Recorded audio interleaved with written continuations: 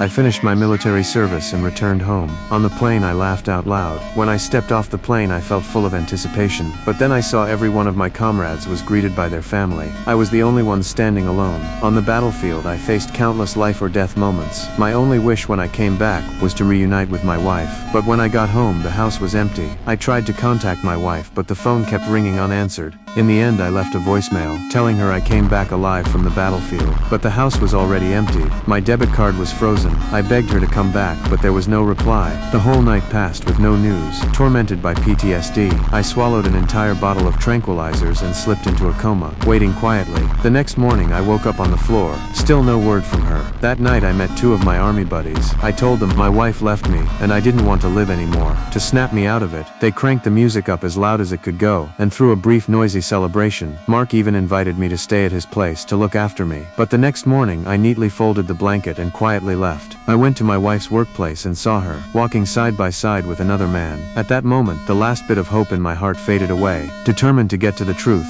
I decided to confront her directly. I walked straight into her workplace and asked her why she did this to me. What shocked me was that she told me to leave, saying everything had ended a long time ago. It felt like I had fallen into an endless abyss. Even so, I still quietly begged her to come back, but she said that from the moment I enlisted it was already over between us. She told me never to show up again. The next second I pulled out my gun. Without hesitation, I turned the gun toward myself and pressed the barrel against my head.